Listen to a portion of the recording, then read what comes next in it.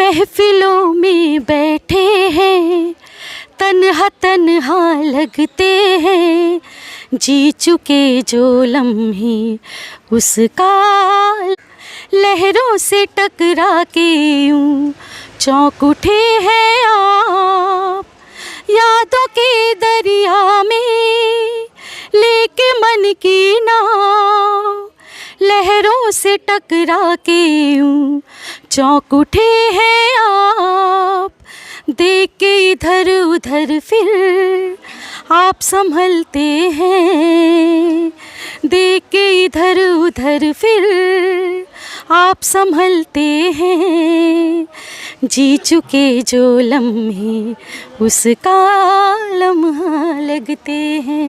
एक समय था मैम जब कविताओं के नाम से क्रांति हुआ करती थी। बाबा नागार्जुन के समय में जो कविताएं पढ़ते थे उसका कहीं ना कहीं मुझे लगता है कि काफ़ी कम हो गया है। आपको ऐसा क्या लगता है इसमें? जी या ध्यान कम दिया जा रहा है या श्रोता कम हो गए हैं?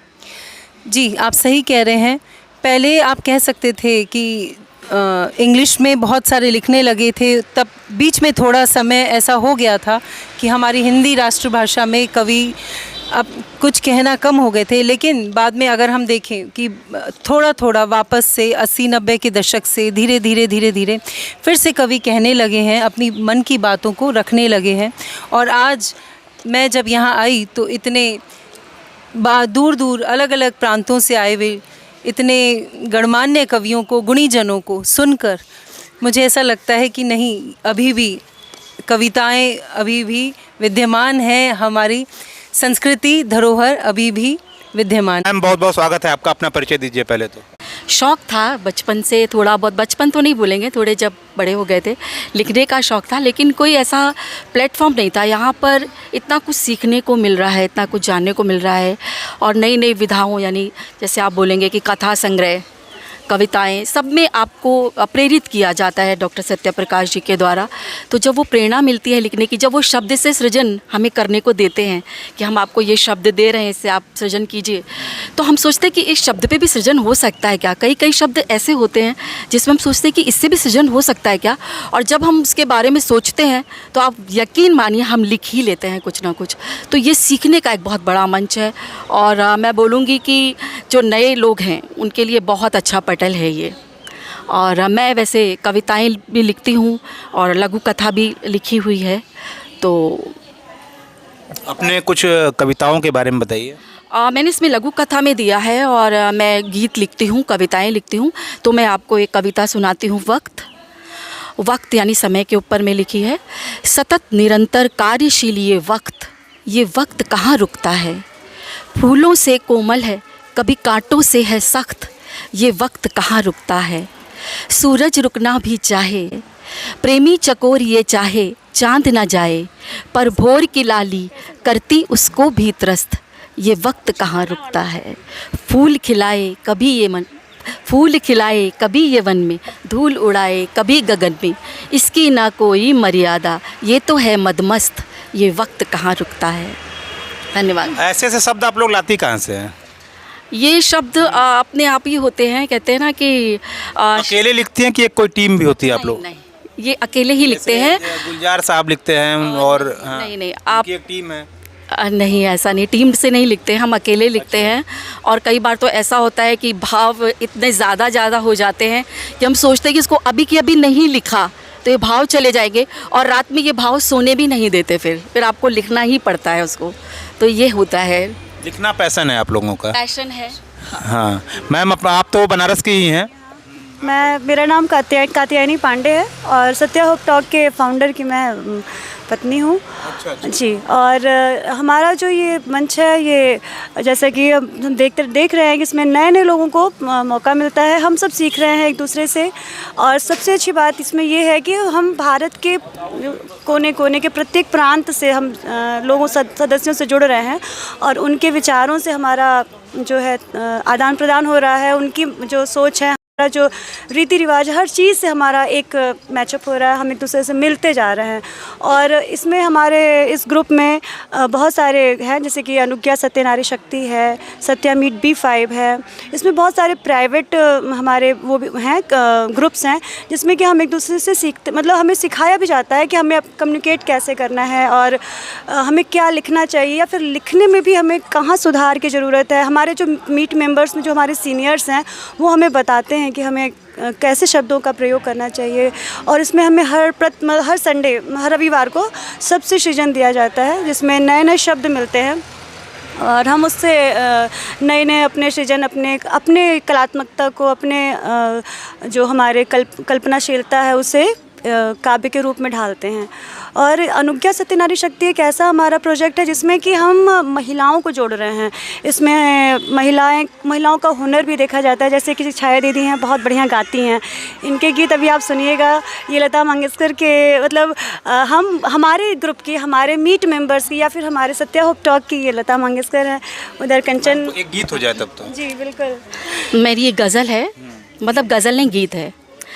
महफिलों में बैठे हैं, तन्हा तन्हा लगते हैं, जी चुके जो लम्हे उसका लम्हा लगते हैं। यादों के दरिया में लेके मन की नाव, लहरों से टकरा के यूं चौंक उठे हैं आप, यादों के दरिया। जी हाँ, ये हमारी किताब है श्री रामलला विराजमान। आज मैं इसी से आपको अपनी कविता सुनाती हूँ। ये जैसे कि आप देख रहे हैं, भगवान श्री राम के बारे में है।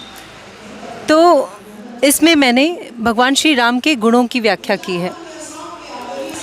क्या कहूँ प्रभु जी तुमरे बारे में, नहीं हस्ती मेरी बांधूँ तुमको शब्दों में।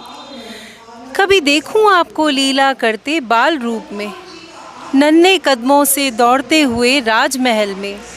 पीछे पीछे भागे दशरथ बंधे प्रेम में, माताएं लोरी सुनाकर झुलाएं पालने में। देखूं आपको नन्हे नन्हे भ्राताओं पर प्रेम लुटाने में। क्या कहूँ प्रभु जी तुमरे बारे में, नहीं हस्ती मेरी बांधूं तुमको शब्दों में। कभी देखूं आपको लीला करते शिष्य रूप में, शीश नवाकर गुरु चरण रज लेने में। गुरु की हर आज्ञा का पालन करने में, गुरु को पूजने में और गुरु भक्ति करने में। देखूं आपको गुरु को सर्वोपरि मानने में। क्या कहूँ प्रभु जी तुमरे बारे में, नहीं हस्ती मेरी बांधूं तुमको शब्दों में। कभी देखूं आपको लीला करते त्यागी रूप में, होना था राज तिलक और स्वीकार किया वनवास पल भर में। तज दिया सारा ऐश्वर्य पिता के दिए वचन को निभाने में। तज दिया अवध भ्राता भरत को राज सिंहासन दिलाने में। त्याग दिया पत्नी सीता को भी राजधर्म निभाने में।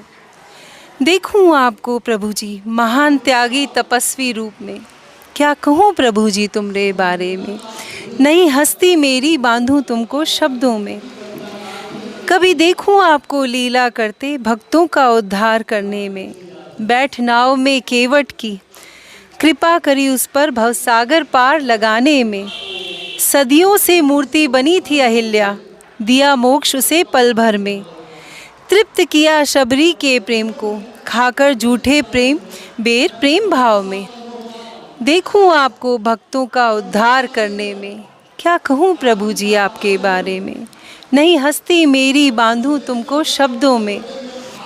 कभी देखूं आपको लीला करते मित्रता निभाने में। पूरा किया वचन सुग्रीव का बाली से मुक्ति दिलाने में। निभाई मित्रता विभीषण से रावण के पश्चात लंकापति बनाने में। निभाया प्रेम हनुमान जी से पुत्रवत स्नेह देने में। क्या देखूं आपको प्रभु जी मित्रता का सही अर्थ समझाने में।